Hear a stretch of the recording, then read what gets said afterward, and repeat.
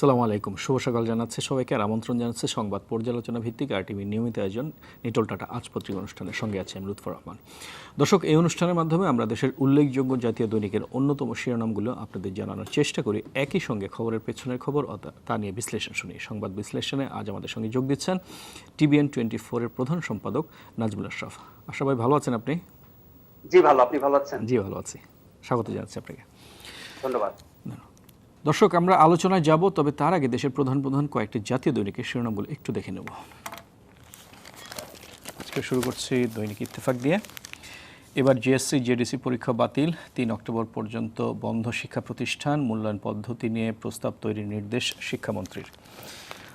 ডান দিকে আছে চীনা ভ্যাকসিনের ট্রায়াল হবে বাংলাদেশে, আইসিডিডিআরবির তত্ত্বাবধানে কাজ করবে সিনোভ্যাক, বাংলাদেশি প্রথম পাবে। নিচে আছে আমৃত্যু কারাদণ্ড নিউজিল্যান্ডের মসজিদে সেই হামলাকারীর। পেছনে আছে একটি 2 তদন্তকারী কর্মকর্তা সহ নথির তলব হাইকোর্টের। নারায়ণগঞ্জে হত্যার পর স্কুল ছাত্রীর জীবিত ফেরা। প্রথম আলো বলছে, করোনার টিকা পাওয়ার সুযোগ বাড়ল দেশে, চীনা টিকার পরীক্ষার অনুমোদন। চীনা টিকা পাওয়ার ক্ষেত্রে এগিয়ে থাকলো বাংলাদেশ, অন্যান্য বিকল্প পথেও টিকা সংগ্রহের চেষ্টা চালাচ্ছে সরকার। ডান দিকে আছে দুঃসময় বাজারে স্বস্তি নেই।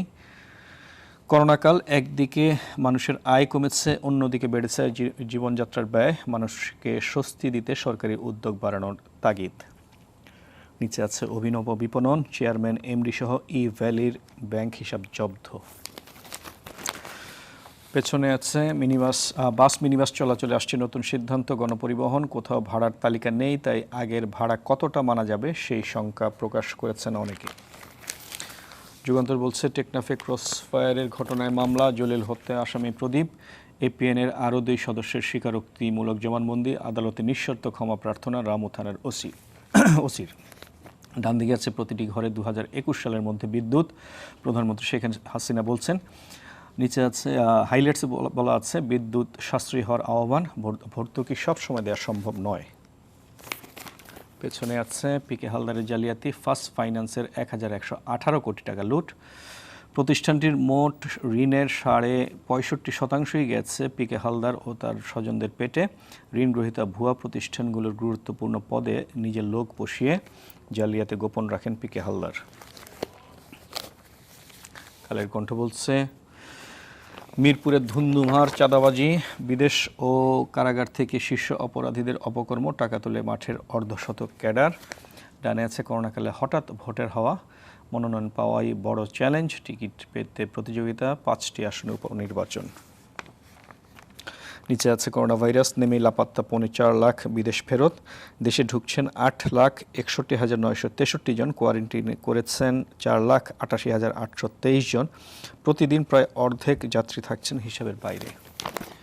পেছনে আছে বিদেশি অপরাধীদের দোসর স্থানীয়রা, অপরাধী চক্রে বাংলাদেশি তরুণ সাজেন কাস্টমস কর্মকর্তা। আফ্রিকা সহ 25 দেশের 200 অপরাধী চক্র, ঢাকায় বসে 8 দেশে আন্তর্জাতিক অপরাধী নেটওয়ার্ক, রয়েছে নজরদারির দুর্বলতা। সমকাল বলছে, সামাজিক সুরক্ষায় সচ্ছল বঞ্চিত হত দরিদ্ররা, নীতিমালা পর্যালোচনার পরামর্শ বিশেষজ্ঞদের। সবচেয়ে নিচে আছে পাহাড় খেকো তৈয়বকে রুখবে কে। পেছনে আছে অস্ত্র মামলা শাহেদের বিচার শুরু। দেশ রূপান্তর বলছে, চীনা টিকা পরীক্ষার অনুমতি, সেপ্টেম্বরের 2য় সপ্তাহে পরীক্ষা শুরু করতে চায় আইসিডিডিআরবি। পরীক্ষার ব্যয় সিনোভ্যাক কোম্পানি বহন করবে, সরকারকে আইসিডিডিআরবির অভিনন্দন, দ্রুত পরীক্ষা শুরুর তাগিদ বিশেষজ্ঞদের। নিচে ডান দিকে আছে সায়েন্স ল্যাবে কেনাকাটা ও নিয়োগে বড় দুর্নীতির অভিযোগ, 50 বছরের সঞ্চয় খেয়ে বিদায় চেয়ারম্যান ফারুকের। প্রাথমিক অনুসন্ধান করে ব্যবস্থা নিতে বিজ্ঞান ও প্রযুক্তি মন্ত্রণালয়কে দুদকের চিঠি। সব অপপ্রচার অভিযোগগুলোর বিষয়ে অনেক তদন্ত হয়েছে বলছেন অভিযুক্ত ফারুক আহমেদ। পেছনে আছে ভারতে পেঁয়াজ সংকট, সতর্ক বাংলাদেশ, পর্যাপ্ত মজুদ আছে, আতঙ্কিত হওয়ার কিছু নেই, বাণিজ্যমন্ত্রীর আশ্বাস, কমেনি চালের দাম, ফের বেড়েছে ভোজ্য তেলের। সবশেষে দ্য ডেইলি স্টার বলছে, promotion of students to higher grade, PM hints at no exams this year. JSC JDC exams cancelled, officials asked to devise alternative evaluation method for promotion, fate of HSC still not decided. সবচেয়ে নিচে ডানে আছে suspension of sentence, Khaleda to seek extension on health grounds says her lawyer. আশাব ভাই, আপনি নিশ্চয়ই শুনলেন সবগুলো পত্রিকারই শিরোনাম। আমরা শুরুটা করব, ইত্তেফাক যেটা লিড করেছে, অনেক পত্রিকাতেই লিড আছে। এবার জিএসসি জেডিসি পরীক্ষা বাতিল, 3 অক্টোবর পর্যন্ত বন্ধ শিক্ষা প্রতিষ্ঠান।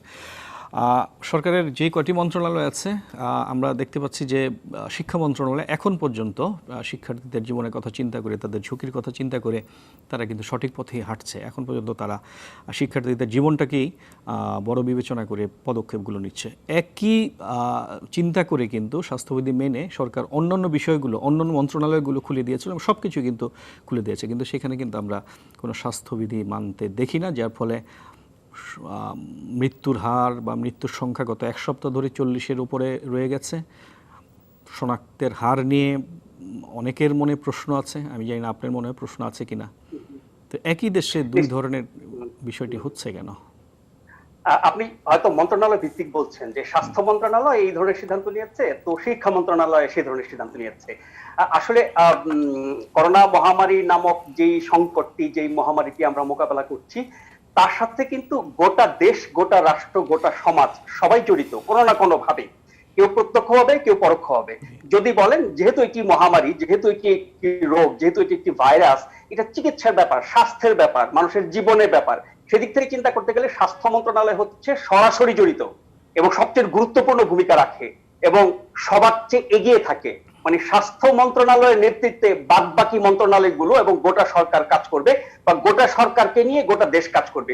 সেদিক থেকে স্বাস্থ্য মন্ত্রণালয়ের একটা অগ্রণী ভূমিকা আছে।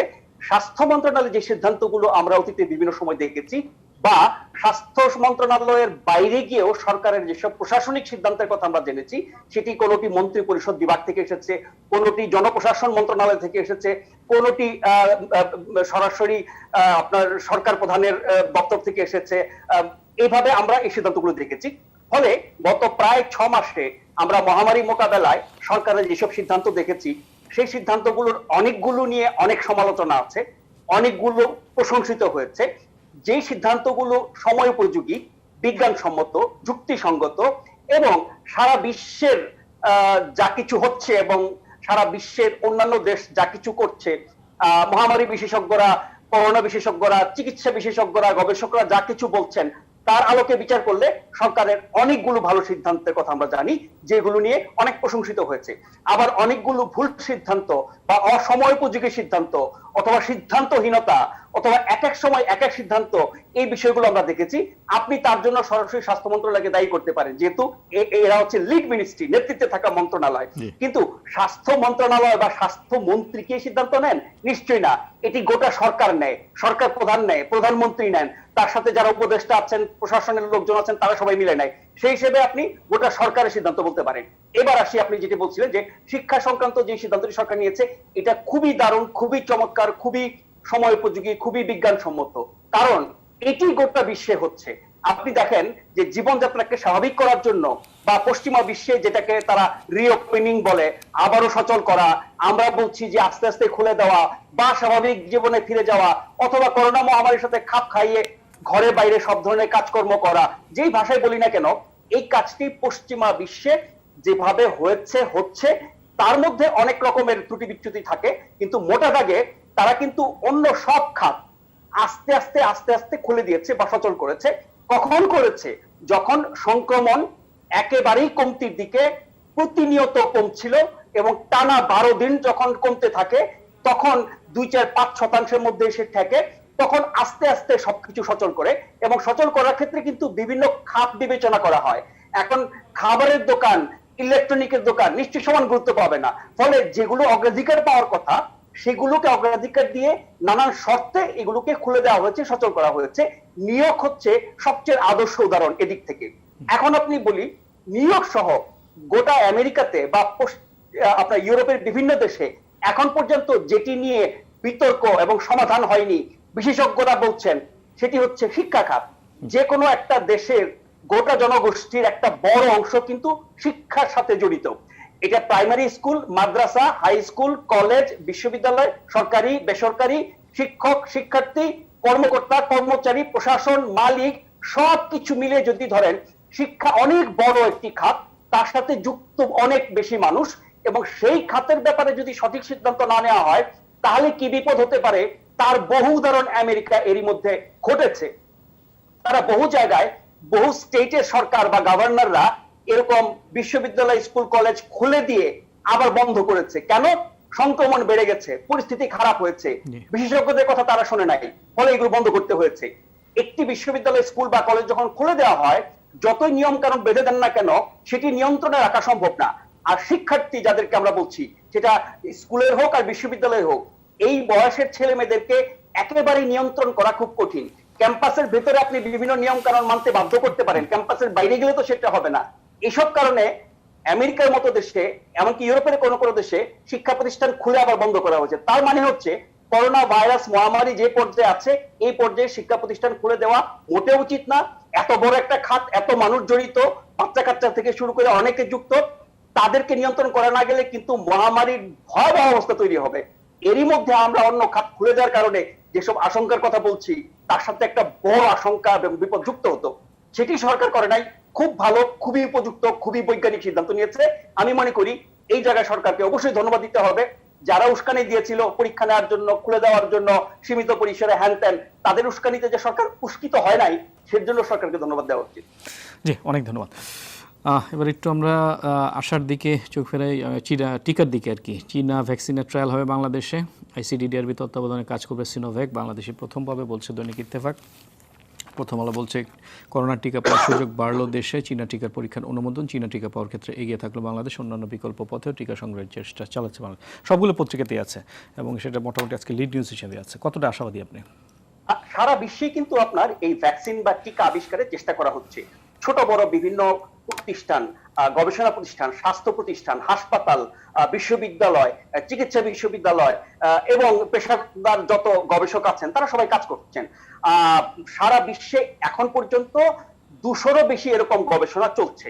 তার মধ্যে যারা একটু এগিয়ে আছে, যারা এখন পর্যন্ত মোটামুটি সাফল্য এবং আশা দেখাতে পেরেছে এবং যারা দ্বিতীয় তৃতীয় পর্যায়ে গেছে, তার সংখ্যা হচ্ছে 6টি। সেই 6টি প্রতিষ্ঠান বা বিভিন্ন দেশের যে গবেষণা সংস্থা, তারা মোটামুটি শেষ দিকে চলে এসেছে গবেষণার। কিন্তু আমরা দেখেছি এরই মধ্যে রাশিয়া তাদের গবেষণার ফলাফল শেষ করে রাষ্ট্রীয়ভাবে অনুমোদন দিয়ে সেটি প্রয়োগ করা শুরু করে দিয়েছে, যেটি নিয়ে আবার পশ্চিমা বিশ্বের বিজ্ঞানীরা, চিকিৎসা বিজ্ঞানীরা, গবেষকরা সন্দেহ জানিয়েছেন। এবং WHO বলেছে যে রাশিয়ার মতো দেশের এমন কোনো কিছু করা উচিত হবে না যেটা জনগণের স্বাস্থ্যের জন্য ঝুঁকিপূর্ণ। বলতে তারা যেটা বুঝিয়েছে বা বলেছে যে গবেষণার যে প্রতিষ্ঠিত পদ্ধতি আছে, বিভিন্ন ধাপ আছে, কোনো একটি ধাপ বাদ দিয়ে দ্রুত আবিষ্কারের কৃতিত্ব নেওয়ার জন্য যদি কিছু করা হয়, সেটি কিন্তু একটা বড় ধরনের বিপদ ডেকে আনবে। এ কথা বিশ্ব স্বাস্থ্য সংস্থা বা WHO বলেছে। সেই জায়গায় রাশিয়ার ভ্যাকসিনটি নিয়ে যেহেতু সমালোচনা আছে, বিতর্ক আছে, এটা বাদ দিলাম। চায়না থেকে শুরু করে ইউরোপ, আমেরিকার বিভিন্ন দেশের বিভিন্ন গবেষণাগুলো যে পর্যায়ে আছে, তাতে করে আমাদের সরকার বিভিন্ন সময় বলেছে, দুদিন আগেও বলেছে, এখনো বলছে, আমাদের স্বাস্থ্যমন্ত্রীও বলছেন যে যে দেশই এই ভ্যাকসিন আবিষ্কার করুক, আমরা চেষ্টা করব সবার আগে পেতে। তার জন্য আমাদের সরকার, আমাদের প্রশাসন, আমাদের আপনার স্বাস্থ্য মন্ত্রণালয়, আমাদের IEDCR, তারা সবাই কিন্তু সারা বিশ্বের সবার সাথে যোগাযোগ রাখছে। তার মানে যেখানেই টিকা আবিষ্কৃত হোক, আমরা সেটা পাবো যত দ্রুত সম্ভব এবং যত কম দামে সম্ভব। দাম যাতে কম পড়ে, যেহেতু সারা বিশ্বের সমস্যা এটি। আপনি জানেন যে বিভিন্ন গবেষণার পেছনে অনেক রাষ্ট্রীয় এবং ব্যক্তিগত অনুদান এবং আপনার অর্থায়ন করা হচ্ছে। আপনার বিল গেটসই আপনার আমেরিকার একটা গবেষণায় অনেক বিলিয়ন টাকা দিয়েছেন। ফলে তাতে করে ওই দেশের জন্য সস্তা হবে না, গোটা বিশ্বের জন্য সস্তা হবে। যারা আবিষ্কার করবে, যারা উন্নত দেশ, তারা অন্যান্য দেশকে সস্তায় দিতে চাইবে শুধু মানবতার কারণে না। কারণ এটি এমন এক সমস্যা, এটি যদি পৃথিবীর কোথাও না কোথাও রয়ে যায়, তাদের কাছে আবার ফেরত যাবে, আক্রান্ত হবে। সেই কারণে তারাও চাইবে যে সারা বিশ্ব থেকে নির্মূলক। সেই জায়গায় চায়নার যে আপনার পরীক্ষা বাংলাদেশে হবে বলা হচ্ছে, ভালো কথা। নিশ্চয়ই চায়নার প্রযুক্তি অনেক উন্নত, আমরা তার সুবিধা পাবো, দ্রুত পাবো। এখানে আরেকটা ব্যাপার আছে, এক লাইনে বলে শেষ করি।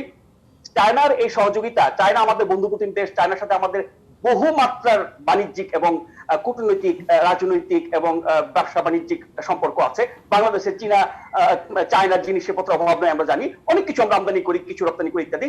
কিন্তু চায়নার সাথে বাংলাদেশের এই বন্ধুত্ব ক্রমাগত বাড়ছে, এটি সুখবর, ভালো কথা। এখানে কিন্তু আবার একটা আঞ্চলিক রাজনীতির ব্যাপার আছে। আপনি জানেন যে ইন্ডিয়া, আমরা যদি চায়নার সাথে একটু ভালো সম্পর্ক রাখি, ইন্ডিয়া উদ্বেগ প্রকাশ করে। কদিন আগে আপনার ইন্ডিয়ার পররাষ্ট্র সচিব এসে যে এক ধরনের ঝটিকা সফর দিয়ে গেলেন, অনেক কিছু জানা গেল, অনেক কিছু জানা গেল না। এরপরে বিভিন্ন ভাবে যেসব তথ্য জানা গেছে তাতে মনে হচ্ছে যে ইন্ডিয়া তাদের এরকম একটা উদ্বেগের কথাই জানাতে এসেছে। এখন ইন্ডিয়া আমাদের বন্ধু, চায়না আমাদের বন্ধু, আমরা অনেক দেশের সাথে বা বিশ্বের প্রায় সব দেশের সাথে বন্ধুপ্রতিম সম্পর্ক রাখি। সেক্ষেত্রে আমরা কম বেশি কেন করতে যাব? আর ইন্ডিয়া তো এমনিতেই নানান ভাবে আমাদেরকে যত ভাবে ঠকায়, তাতে করে যদি আমরা সেই বঞ্চিত হওয়ার কারণে একটু অন্য দেশের সহায়তা নেই, তাতে সমস্যা কি? আমরা যে আপনার তিস্তা নদীর পাড়ি পাই না, সেখানে চায়না আমাদেরকে সাহায্য করছে অনেক বড় একটা প্রকল্পে, সেটাও ভারতের জন্য গাছ জ্বালাপোড়া করছে। তারা আমাদেরকে পানি দেবে না, তারা আমাদেরকে ঠকাবে, তারা আমাদেরকে শোষণ করবে, আর অন্য কেউ সাহায্য করলে, অন্য কেউ এগিয়ে আসলে তাদের গা পড়বে। এটা তো ঠিক না। এত বেশি বন্ধুত্ব, এত বেশি প্রেম, এত বেশি ভালোবাসা ইন্ডিয়ার সাথে, তারা বলে একেবারে গলা ফাটায় ফেলায়। সেই জায়গায় আমাদের স্বার্থ যদি তারা বিন্দুমাত্র না দেখে, সেক্ষেত্রে নিশ্চয়ই আমাদেরকে বাধ্য হয়ে অন্যান্য দেশের সাথে সম্পর্ক ভালো থাকবে এবং সেটা আরো বাড়তে পারে। কেউ যদি আমাকে আমার দেশের জন্য উপকারে আসে, সাহায্য করতে আসে, সহায়তা করতে আসে, আমরা কেন সেটা নেব না? জি, কূটনীতিতে তো আসলে অবশ্যই নেব। দেশের স্বার্থ, জনগণের স্বার্থই সবার আগে, সেটা সবাই দেখে। ইন্ডিয়াও নিশ্চয়ই তার দেশের স্বার্থ, জনগণের স্বার্থটাই আগে দেখে। জি, আশা একটি বিরতি নিয়ে তারপরে আবার আপনার কাছে আসছি। এইটারই আরেকটা অংশ একটু আমি আলোচনা করব একটি বিরতি নিয়ে। দর্শক, সময় হলো একটি বিরতির, আরও আলোচনা নিয়ে ফিরছি একটু পরে, আমাদের সঙ্গেই থাকুন।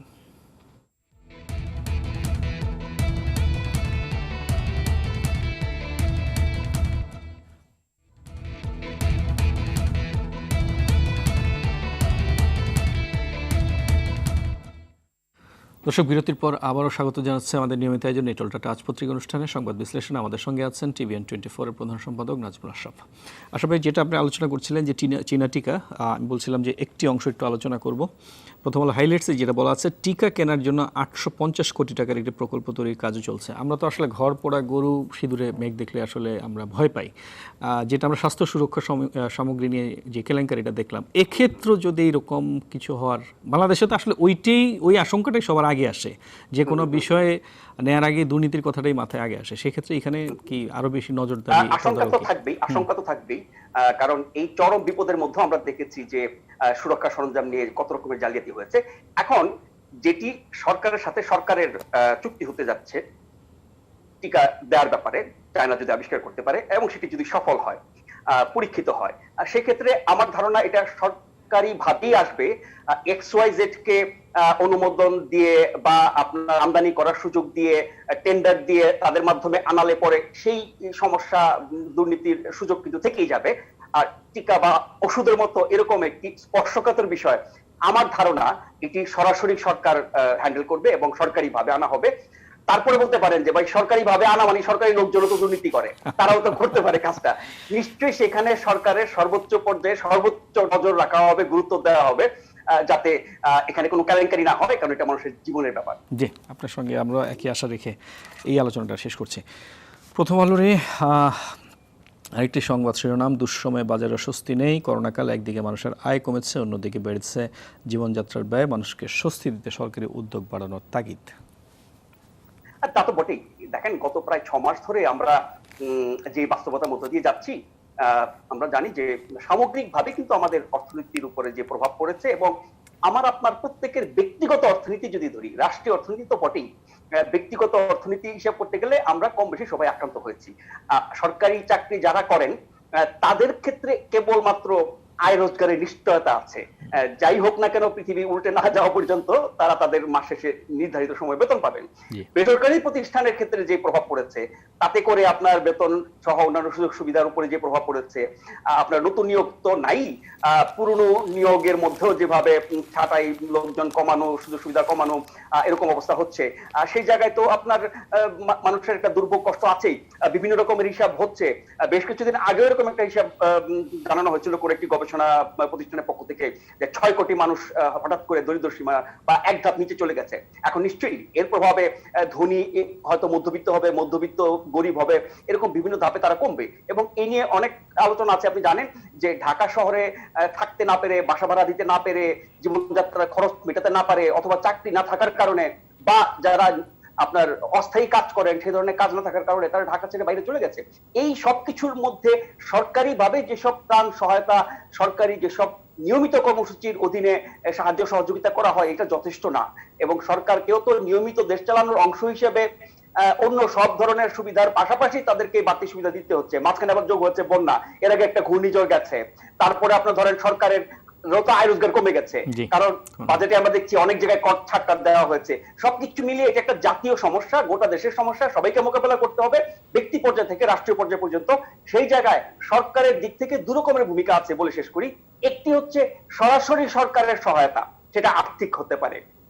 দ্বিতীয়ত হচ্ছে সরকারের নীতি সহায়তা, এমন সব নিয়ম কানুন নীতি করবেন যার মাধ্যমে আপনার জনগণ সহায়তা পাবে, সরকারি বেসরকারি প্রতিষ্ঠান সহায়তা পাবে।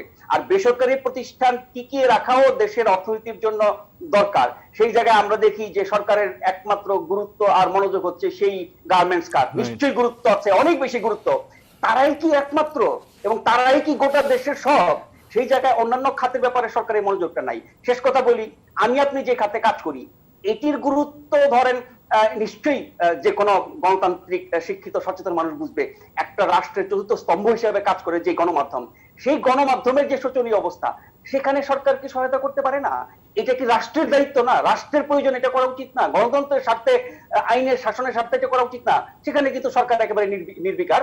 আরেকটা বলে শেষ করি যে আমরা যারা গণমাধ্যমে কাজ করি, বিশেষ করে যদি সম্প্রচার মাধ্যমে টেলিভিশন কথা বলি, এখানে আমরা সরকারের কাছে তো কোনো সাহায্য চাই না। সরকার যে বিনা পয়সায় এই গণমাধ্যমকে ব্যবহার করে তার পয়সাটুকু দিলেই হয়। আপনি পত্রিকাকে ব্যবহার করার সময়, পত্রিকায় বিজ্ঞাপন দেওয়ার সময় আপনি ঠিকই পয়সা দেন, আর টেলিভিশনে পয়সা দিবেন না। আর টেলিভিশনে তো পত্রিকা 10 গুণ বেশি দেওয়া উচিত, কারণ এটা অনেক বেশি কার্যকর হয়। জি, আপনার কথাটা খুব মনোযোগ দিয়ে শুনছিলাম। আপনি যেটা বললেন যে সব মনোযোগ গার্মেন্টস খাতে। গতকালকে একটি নিউজ দেখছিলাম যে গার্মেন্টস মালিকরা আবার 3 মাসের একটি প্রণোদনা চেয়েছেন, 3 মাসের বেতন দেওয়ার জন্য। আর আপনি যেটা বললেন যে আমাদের সংবাদ মাধ্যমে আপনার প্রণোদনা, সেটা তো 5 মাস ধরে বলে বলে আসলে কিছুই হলো না, হবে বলে আর মনে হয় না। যাক, প্রথম আলোর ব্যাক পেজে এই সংক্রান্ত আরেকটি বিষয় আছে। বাস মিনি বাস চলাচলে আসছে নতুন সিদ্ধান্ত। গণপরিবহন কোথাও ভাড়ার তালিকা নেই, তাই আগের ভাড়া কতটা মানা যাবে সেই সংখ্যা প্রকাশ করেছেন অনেকেই। কোট আনকোটে বলা আছে পরিবহন মালিকরা শ্রমিকরা কথা শুনতে চান না, এটা সত্য, কিন্তু সরকার কঠোরভাবে পর্যবেক্ষণ করবে, ওবায়দুল কাদের বলছেন। মন্ত্রী, কঠোরভাবে মনিটরিং এরকম তো সবসময় শুনি, প্রথম দিকে খুব কঠোর থাকে সবকিছুই, তারপরে তো মানে কঠিন, কঠোর, চরম। আরেকটি কথা খুব জনপ্রিয়, সেটা হচ্ছে জিরো টলারেন্স। হ্যাঁ, কথায় কথায় আমরা সরকারের মুখে, মন্ত্রীদের মুখে, বিশিষ্ট জনদের মুখে শুনি জিরো টলারেন্স। জিরো টলারেন্সের অর্থ কি দাঁড়িয়েছে এটা আসলে ব্যাখ্যা করা দরকার। যাই হোক, তো ব্যাপারটা হচ্ছে কি, গণপরিবহন যখন সীমিত আকারে চালু করা হলো, শর্ত দিয়ে দেওয়া হলো এক আসন বাদে বাদে বসবে, শর্ত দিয়ে দেওয়া হলো ওখানে আপনার জীবাণুনাশক থেকে শুরু করে সবকিছু থাকবে, শর্ত দেওয়া হলো এইভাবে উঠবে, এইভাবে নামবে, এইভাবে চলবে, তার জন্য কিছুটা ভাড়া বাড়িয়ে দেওয়া হলো। সেগুলো কি আমরা পূরণ করেছি? সেগুলো কি আমরা মেনেছি? এখন আপনি আরেক ধাপ এগিয়ে এখন পূর্ণদমে চালাতে চাচ্ছেন। তার মানে হচ্ছে পূর্ণদমে চালানো মানে হচ্ছে পূর্ণদমে আমরা আবার আগের মতো যা খুশি করব, যেমনি খুশি চলবো, করোনার বিস্তার ঘটাবো, সংক্রমণ ঘটাবো, এবং এতে করে মানুষ আক্রান্ত হবে এবং মারা যাবে। তার মানে হচ্ছে যে এই জায়গাটায় আমরা আরেকটা বড় ঝুঁকি নিতে যাচ্ছি। তার মানে কি আমাদের সামনে কোনো আশার আলো নেই? আশার আলো তো দেখবো যখন ইতিবাচক সিদ্ধান্ত হয়, যেমন শিক্ষা খাতের ব্যাপারে নিশ্চয়ই আমরা আশার আলো দেখেছি, সেটা তো আমরা বলেছিও, কিন্তু এই পরিবহনের ক্ষেত্রে কিন্তু আমরা আশা দেখছি না। আরো একটি ব্যাপার, এই যে যখন এক আসন বাদে বাদে বসানোর কথা, সেটাও কিন্তু মানা হয় না সব ক্ষেত্রে। জীবাণুনাশক থেকে শুরু করে যা যা কিছু বলা হয়েছে থাকার কথা, সেগুলো করা হয় না, পরীক্ষা করা হয় না, তাপমাত্রা পরীক্ষা ইত্যাদি। সেই জায়গায় একমাত্র বিমানের ক্ষেত্রে হয়েছে, যেহেতু এটা খুব সীমিত জায়গা এবং সেটা বেসরকারি খুব সফিস্টিকেটেড একটা খাত, আদারওয়াইজ কোনো পরিবহনের ক্ষেত্রে হয় নাই। আর এই যে ভাড়া যে বেড়েছিল খালি রেখে নিয়ে যাওয়ার কারণে, আপনি জানেন বাংলাদেশে, আমি আপনি নিশ্চয়ই গণপরিবহন ব্যবহার করি, তাতে করে একবার যদি কোনো কারণে কোনো উচ্ছিলায় ভাড়া বাড়ে, জিন্দেগিতে আর কোনোদিন সেটা আর কমে না। এরপরে নানান উচ্ছিলায় এটাকে জাস্টিফাই করার চেষ্টা করা হয়। এই যে বাড়তি ভাড়াটা, সেটা আবার আগের ভাড়া নেবে কিনা, কার্যকর করা যাবে কিনা, এটা নিয়েও সন্দেহ আছে। এইটাই বলতে চাচ্ছিলাম, এই যে বলা হচ্ছে যে সেপ্টেম্বর থেকে তারা আগের ভাড়ায় ফিরবে, সেক্ষেত্রে কি আসলে কি সম্ভব হবে কিনা? সেক্ষেত্রে তো একটা বড় ধরনের কলহ তৈরি হবে বাসে বাসে। একদম, প্রতিদিনই আপনার বিভিন্ন জায়গায় অঘটন ঘটবে এবং সেগুলো পর্যায়ে হয় কি, মানে বাংলাদেশের সবচেয়ে নিরীহ, সবচেয়ে নির্যাতিত, সবচেয়ে দুর্ভোগের শিকার হচ্ছে সাধারণ মানুষ। আর বাসে চলাফেরা করে বা ট্রেনে লঞ্চে চলাফেরা করে হচ্ছে সেই সাধারণ মানুষ। সেই সাধারণ মানুষরা যেহেতু ঐক্যবদ্ধ না, তাদের নিয়ে যেহেতু সবাই রাজনীতি করে এবং সুবিধা নেয় কিন্তু তাদের স্বার্থ দেখে না, সেই জায়গায় তারা কিন্তু দুর্ভোগ পোহাতে পোহাতে সহ্য করে ফেলেছে। 2-4-5 জন প্রতিবাদ করবে, আমি আপনাকে গ্যারান্টি দিয়ে বলি, আপনি একমত হবেন, একটা বাসে একটা অন্যায় হচ্ছে, ওখানে দেখবেন একজন লোক কথা বলছে বা বড় যে 2 জন লোক কথা বলছে, বাকি 58 জন কিন্তু চুপ থাকছে। এই হচ্ছে আমাদের অবস্থা, যার কারণে এই দুর্ভোগটাই একসময় সয়ে যাবে, বাড়তি ভারও আমাদের সয়ে যাবে, একজন প্রতিবাদ করে মার খাবে, বাকিরা চুপচাপ থাকবে এবং এই বোঝা আমরা বহন করতেই থাকবো। অনেক সময় দেখা যায় বাকিরা তো চুপচাপ থাকে, অনেক সময় দেখা যায় সেই যাত্রীর উপরেই তারা আবার খেপে যায় যে এত এত কথা বলার কি আছে, চুপচাপ ভাড়াটা দিয়ে দিলেই তো হয়। এমন হয়তো এমনও নিশ্চয় আপনি হয়তো শুনলেন, আপনার এত সমস্যা হইলে আপনি বাসে আসছেন কেন, ট্যাক্সি দিয়ে যান। এই হচ্ছে আমাদের ঐক্যের অবস্থা। একটু আমরা সিনহা মোহাম্মদ রাশেদ হত্যাকাণ্ডের দিকে একটু চোখ ফেরাই। যুগান্তর বলছে, টেকনাফে ক্রসফায়ারের ঘটনায় মামলা, জলিল হত্যা আসামি প্রদীপ, এপিবিএনের আরও 2 সদস্যের স্বীকারোক্তিমূলক জবানবন্দি, আদালতে নিঃশর্ত ক্ষমা প্রার্থনা রামু থানার ওসি। জি, যেহেতু সিনহা হত্যাকাণ্ডের ঘটনাটি অনেক বেশি গুরুত্ব পেয়েছে সব দিক থেকে, সরকারি বেসরকারি সামরিক বেসামরিক গণমাধ্যম সব দিক থেকে অনেক বেশি গুরুত্ব পেয়েছে, অনেক বেশি নজরে এসেছে, অনেক বেশি অনুসরণ করা হচ্ছে, এবং বিশেষ করে আমি যদি বলি যে সাবেক সেনা কর্মকর্তাদের প্রতিক্রিয়া একটা বড় কারণ হিসেবে দাঁড়িয়েছিল। প্রধানমন্ত্রী নিজে যখন ব্যাপারটার সাথে যুক্ত হলেন, সেটি নিয়ে নির্দেশ দিলেন, সবকিছু করতে বললেন, সিনহার মায়ের সাথে কথা বললেন, সেটি একটি বড় বিষয় হয়ে দাঁড়িয়েছিল। তারপর আপনার টেলিভিশনের টক শোতে, সংবাদে, সংবাদপত্রে যেভাবে এটাকে তুলে ধরা হচ্ছে, সবকিছু মিলিয়ে এটি এখন গোটা জাতির নজরে আছে। এখানে কোনো ব্যত্যয় হওয়ার সম্ভাবনা নাই বললেই চলে। অতীতে আমরা দেখেছি যেই অপরাধগুলো, যেই হত্যাকাণ্ডগুলো এভাবে সবার নজরে আসে, সরকার প্রধান সরাসরি তত্ত্বাবধান করেন এবং নির্দেশ দেন এবং সবকিছু ঠিকমতো করতে বলা হয়, তাতে করে আসামি ধরা থেকে শুরু করে, তদন্ত থেকে শুরু করে, বিচারিক প্রক্রিয়া থেকে শুরু করে সর্বোচ্চ পর্যায়ে গিয়ে রায় হয় এবং কার্যকর হয়, এগুলো দ্রুততম সময়ের মধ্যে হয় এবং নিশ্চিত হয়। বাংলাদেশে আপনার ক্রসফায়ার কি একটা দুইটা হয়েছে? আপনি বলেন, এই নারায়ণগঞ্জে 7 মার্ডার ছাড়া, সেটাকে ঠিক সরাসরি ক্রসফায়ার বলা যায় না, কিন্তু সেটা র্যাবের অপকর্ম ছিল। আমি বলছি যে র্যাব বা পুলিশের কোন অপকর্মের ঘটনা কয়টা খুঁজে পাবেন, দূরবীন দিয়ে খুঁজে পাবেন না, যেগুলো সত্যি তদন্তের মাধ্যমে দোষীদের শাস্তি হয়েছে এবং দ্রুততম সময়ের মধ্যে হয়েছে? খুব কম। এটি হচ্ছে এবং এটি হবে, এতে কোনো সন্দেহ নাই। আচ্ছা, এই পুলিশ বাহিনীর আরো কিছু অসাধু কর্মকর্তার আরেকটি উদাহরণ কিন্তু আমরা এই যে নারায়ণগঞ্জে দেখলাম, যেটা নিয়ে এখন পুরো দেশেই একটু মোটামুটি তোলপাড় মতো অবস্থায়। 2 তদন্তকারী কর্মকর্তা সহ নথি তলব হাইকোর্টে, নারায়ণগঞ্জে হত্যার পর স্কুল ছাত্রীর জীবিত ফেরা, সেটা বলছে দৈনিক ইত্তেফাকের ব্যাক পেজে আছে সেই নিউজটি। আপনি নিশ্চয়ই জানেন এবং আমরা সবাই কিন্তু ইতিমধ্যে জেনে গেছি যে কি হয়েছে। ঘুষ খেয়ে সেই স্কুল ছাত্রীকে উনি নিহত দেখেছিলেন, পরে কিন্তু তাকে জীবিত পাওয়া গেছে। এখন পুলিশ হচ্ছে অপরাধ দমন করবে, আইন প্রয়োগ করবে, অপরাধী ধরবে, তদন্ত করবে এবং বিচার প্রক্রিয়া সহায়তা করবে।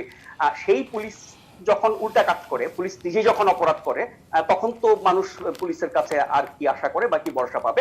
এই ঘটনা নতুন না, সারা বাংলাদেশে অসংখ্য পুলিশ সদস্য আছেন, বিভিন্ন পর্যায়ের কর্মকর্তা আছেন, নিশ্চয়ই সবাই এই কাজ করে না, বেশিরভাগ লোকই এই কাজ করে না, গুটিগত মানুষ এই কাজ করে। কিন্তু পুলিশ সম্পর্কে যে সাধারণ মানুষের ধারণাটা, যেটাকে পাবলিক পারসেপশন বলা হয়, সেটা খুবই নেতিবাচক এবং খারাপ। কারণ বছরের পর বছর বহু ঘটনা মানুষ দেখে আসছে। এখন ধরেন 5,000 পুলিশের মধ্যে বা 50,000 পুলিশের মধ্যে যদি 5 জন পুলিশ ওই অপকর্ম করে, এর প্রভাবটা কিন্তু গোটা পুলিশ বাহিনীর উপর গিয়ে পড়ে। ফলে যারা এগুলো করছে তারা গোটা ডিপার্টমেন্টকে, গোটা বিভাগকে, গোটা পুলিশ বাহিনীকে অপমান করছে এবং তাদেরকে বিপদে ফেলছে। এখন পুলিশের অনেক ভালো ঘটনার কথাও কিন্তু আমরা মাঝে মধ্যে শুনি, গণমাধ্যমে আসে, টেলিভিশনের পত্রিকায় আসে, এবং তারা কতটা ত্যাগ স্বীকার করে দায়িত্ব পালন করে সেগুলো আমরা জানি। কিন্তু এরকম কিছু দুষ্ট, আপনি বলছিলেন যে অসাধু না, এরা আসলে অপরাধী, এরা ক্রিমিনাল, এরা মানে খারাপ লোক, বদমাশ। এই লোকগুলোর কঠিন কঠোর শাস্তি না হলে পরে বাকি পুলিশ সোজা হবে না, প্রদীপের মতো ওসিও তৈরি হবে না। এবং এই পুলিশের অপরাধের ক্ষেত্রে আবার মানুষের আস্থাহীনতার আরেকটা কারণ আছে, যে পুলিশ যখন পুলিশের বিরুদ্ধে তদন্ত করে, সেটি আবার সঠিক মতো হয় না, তাদেরকে বাঁচিয়ে দেওয়া হয়। সেই জন্য অন্য সংস্থার লোকজনকে দিয়ে করানো উচিত, তাহলে পুলিশ যারা অপরাধ করেন তারাও শাস্তি পাবেন। জি, নিশ্চয়ই সেটা সরকার দেখবেন। কালের কণ্ঠ বলছে, করোনাকালে হঠাৎ ভোটের হওয়া, মনোনয়ন পাওয়াই বড় চ্যালেঞ্জ, টিকিট পেতে প্রতিযোগিতা। আপনি জানেন যে 5টা সংসদীয় আসনে উপনির্বাচন শুরু হতে যাচ্ছে, যা আমাদের নির্বাচন কমিশন অ্যাডমিনিস্ট্রেট করবেন। কিন্তু তারাই বলছিলেন যে করোনার কারণে চট্টগ্রাম সিটি কর্পোরেশন নির্বাচন দেওয়া যাবে না, সেখানে কিন্তু প্রশাসক বসানো হয়েছে। এখন আবার কেন তারা বলছেন, একই দেশে কেন তারা ভিন্ন ভিন্ন ইয়ে করছেন? একেবারে একই কথা যে আপনি একই যাত্রায় কেন দুই ফল হবে, একই ধরনের ঘটনার ক্ষেত্রে কেন দুই রকমের সিদ্ধান্ত হবে। চট্টগ্রাম সিটি কর্পোরেশন নির্বাচন যদি করোনা করে না হতে পারে, তাহলে সংসদীয় উপনির্বাচন কিভাবে হবে? এখন যেই অবস্থার মধ্যে আমরা আছি, এখন দরকার হচ্ছে কোনো মতে গোটা দেশ এবং রাষ্ট্রকে সচল রেখে জাস্ট জীবন চালিয়ে যাওয়া এই মহামারীর মধ্যে, এই বিপদের মধ্যে। তার মধ্যে আমরা স্বাস্থ্যবিধি মেনে যতটা সম্ভব ঘরে বাইরে আমাদের অতি প্রয়োজনীয় কাজগুলো আমরা করবো, সেটি আমরা করার চেষ্টা করছি। সেই জায়গায় নির্বাচন, তাও আবার উপনির্বাচন, এবং যেটার মূল নির্বাচন নিয়েই কত কথা, সেটার আবার উপনির্বাচন। সেই উপনির্বাচনে কারা নির্বাচিত হয়ে আসবেন, তারা এসে কি করবেন, জাতীয় সংসদই বা কি করছে আমাদের জন্য, এই সব কিছু চিন্তা করতে গেলে এর জাতীয় গুরুত্ব কতখানি। মানে 5টা নতুন রাজনীতিবিদ সংসদ সদস্য পদ পাবেন, গাড়ি পাবেন, ভাতা পাবেন এবং শান শৌকতে চলবেন। এছাড়া গোটা জাতির আর কি উপকার হবে আমাকে বলেন এই 5টা সংসদীয় উপনির্বাচন করলে? আমি জানি না, এটা আমাদের সিসি মহোদয়কে জিজ্ঞেস করতে পারেন। ওনারা কিন্তু সম্প্রতি একটি ডিসিশন নিচ্ছেন যেটা নিয়ে খুব বেশি আলোচনা হচ্ছে। ওনাদের কিছু ক্ষমতা ওনারা ছেড়ে দিচ্ছেন, প্রার্থীকে অযোগ্য ঘোষণার যে ওনাদের বিধানটা ছিল সেটা নিয়েও কিন্তু খুব বেশি সমালোচনা হচ্ছে। যেগুলো হাতে ছিল সেগুলো ওনারা কতটা প্রয়োগ করেছেন, আবার ছেড়ে দেবেন।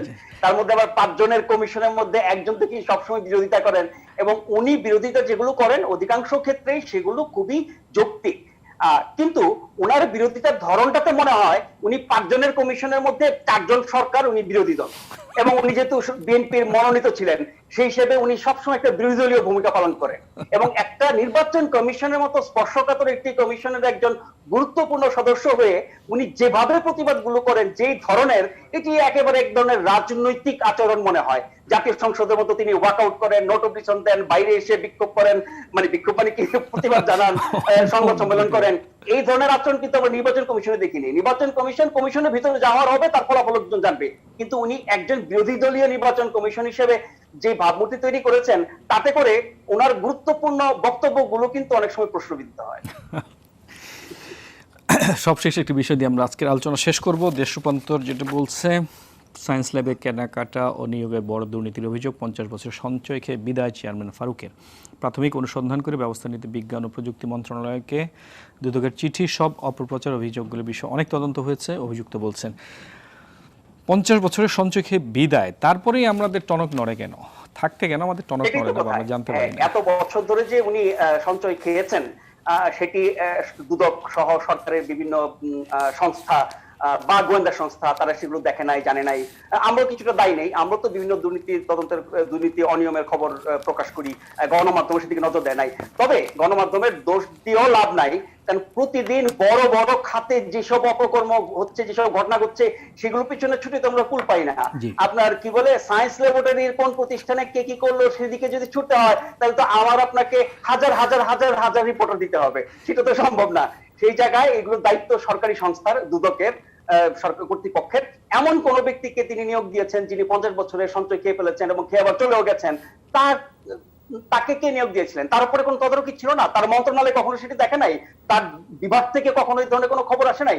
আপনি দেখবেন সরকারি প্রতিষ্ঠানের কিন্তু শেষ নাই, এতগুলো মন্ত্রণালয়, তার অধীনে দপ্তর, অধিদপ্তর, পরিদপ্তর, অমুক কার্যালয়, তমুক কার্যালয়, সব জায়গায় কিন্তু রাজনৈতিক দৃষ্টিও পড়ে না, গণমাধ্যমের দৃষ্টিও পড়ে না, মানুষও জানে না। চুপে চাপে চামে আছে এরকম বহু প্রতিষ্ঠান যারা অনেক কিছু করে খাচ্ছে, কেউ জানেও না। যখনই দেখা যায় যে আসলে ভাগবাটোরায় হয়তো একটু টান পড়ে বা ঠিকঠাক মতো না হয়, তখনই হয়তো একজন সাংবাদিকদের শরণাপন্ন হন এবং তার দুর্নীতি বেরিয়ে আসে। জি আশরাফ ভাই, আপনাকে অনেক অনেক ধন্যবাদ। আজকে অনেকগুলো বিষয় নিয়ে আমরা আলোচনা করলাম। ভবিষ্যতে নিশ্চয়ই আপনার সঙ্গে আরো দেখা হবে, কথা হবে। ধন্যবাদ আপনাকে। জি আপনাকে অনেক ধন্যবাদ, আমাকে কথা বলার সুযোগ। জি জি জি। দর্শক, নিটল টাটা আজ পত্রিকা অনুষ্ঠানটি এখানে শেষ করছে। অনুষ্ঠানটি প্রতি রবি থেকে বৃহস্পতিবার সকাল 9টা15 ও শুক্রবার সকাল 10টা10 সম্প্রচার হয়। দেখার আমন্ত্রণ রইল। করোনাকালে মাস্ক পরে শারীরিক দূরত্ব বজায় রেখে নিরাপদে থাকুন আর RTV সঙ্গে থাকুন। ধন্যবাদ সবাইকে।